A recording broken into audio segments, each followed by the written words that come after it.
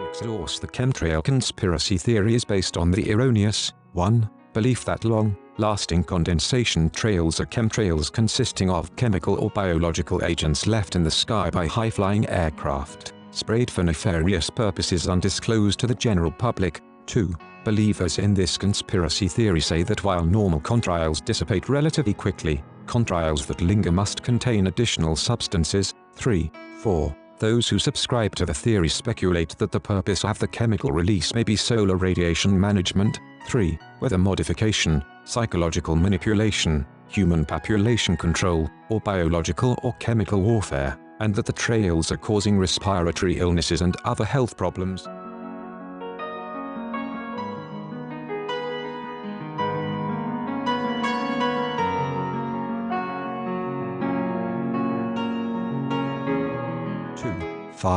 The claim has been dismissed by the scientific community. There is no evidence that purported chemtrails differ from normal water-based contrails routinely left by high-flying aircraft under certain atmospheric conditions. 6. Although proponents have tried to prove that chemical spraying occurs, their analyses have been flawed or based on misconceptions. 7. 8. Because of the persistence of the conspiracy theory and questions about government involvement, scientists and government agencies around the world have repeatedly explained that the supposed chemtrails are in fact normal contrails. 3. 9. 10. The term chemtrail is a portmanteau of the words chemical and trail, just as contrail is a portmanteau of condensation and trail.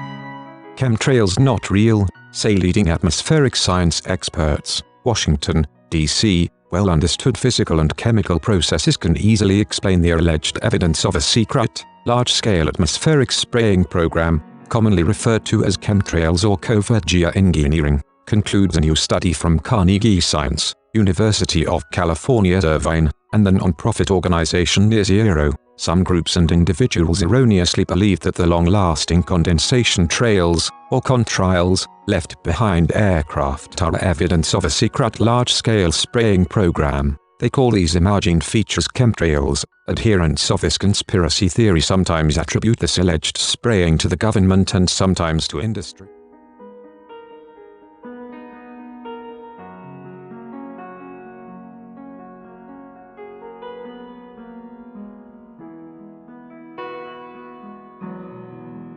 The authors of this study, including Carnegie's Ken Caldeira, conducted a survey of the world-leading atmospheric scientists, who categorically rejected the existence of a secret spraying program. The team's findings, published by Environmental Research Letters, are based on a survey of two groups of experts, atmospheric chemists who specialize in condensation trails and geochemists working on atmospheric deposition of dust and pollution.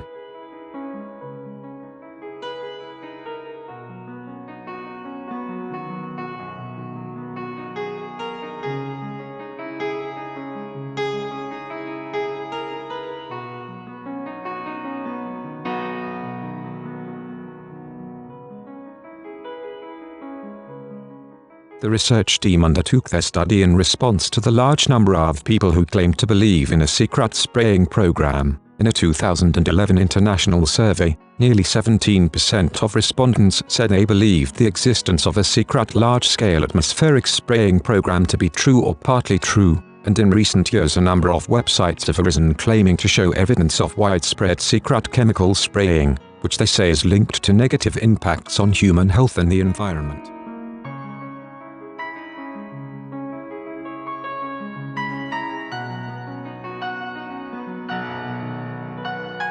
To establish a scientific record on the topic of secret atmospheric spraying programs for the benefit of those in the public who haven't made up their minds, said Stephen Davis of UC Irvine. The experts we surveyed resoundingly rejected contrail photographs and test results as evidence of a large-scale atmospheric conspiracy. The research team says they do not hope to sway those already convinced that there is a secret spraying program, as these individuals usually only reject counter-evidence as further proof of their theories, but rather to establish a source of objective science that can inform public discourse. Despite the persistence of erroneous theories about atmospheric chemical spraying programs, until now there were no peer-reviewed academic studies showing that what some people think are chemtrails are just ordinary contrails, which are becoming more abundant as air travel expands. Also, it is possible that climate change is causing contrails to persist for longer periods than they used to. Caldera said, "I felt it was important to definitively show what real experts in contrails and aerosols think.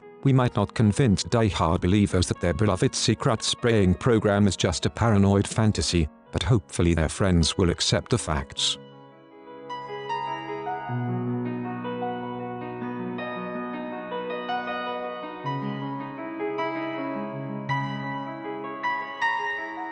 Ken Caldera. Ken Caldera has been a Carnegie investigator since 2005 and is world-renowned for his modeling and other work on the global carbon cycle, marine biogeochemistry and chemical oceanography, including ocean acidification and the atmosphere-ocean carbon cycle, land cover and climate change, the long-term evolution of climate and geochemical cycles, climate intervention proposals, and energy technology. Caldera was a lead author for the UN's Intergovernmental Panel on Climate Change, IPCC, AR5 report and was coordinating lead author of the Oceans chapter for the 2005 IPCC report on carbon capture and storage. He was a co-author of the 2010 U.S. National Academy America's Climate Choices report, and participated in the UK Royal Society Geoengineering Panel in 2009 and Ocean Acidification Panel in 2005. He was a lead author of the 2007 U.S. State of the Carbon Cycle report. Caldera was invited by the National Academy of Science.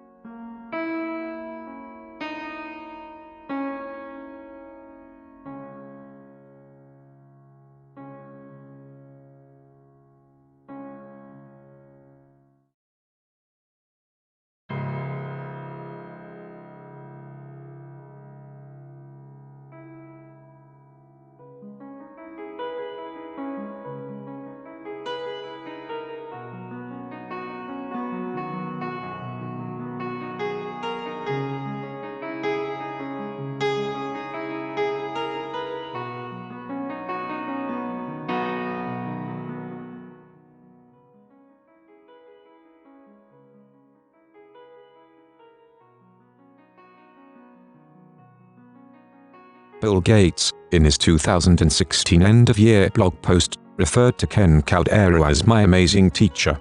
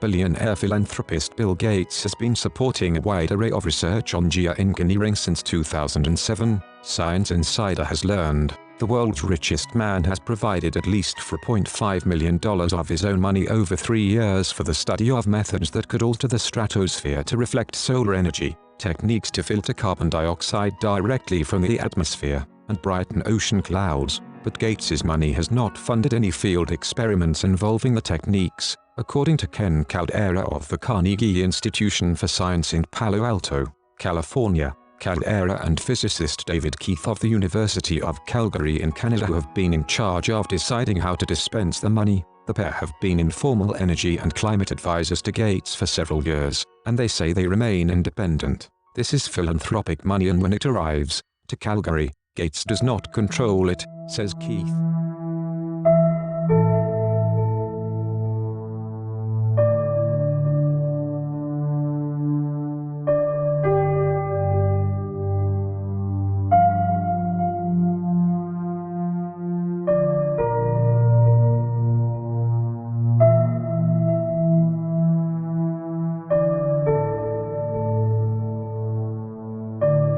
Recipients of the funding include Armand Newcommons, an inventor based in Silicon Valley who is working with colleagues to design spray systems for the marine clouds, and students and scientists working for Keith and Caldera. Funding has also helped support scientific meetings in geoengineering in Cambridge, Massachusetts, and Edinburgh, Scotland, and aeronautics research related to altering the stratosphere. There are other grantees, Keith says, but he declined to identify them or say why. This is like a little private funding agency, he says, though he says they plan to release more information.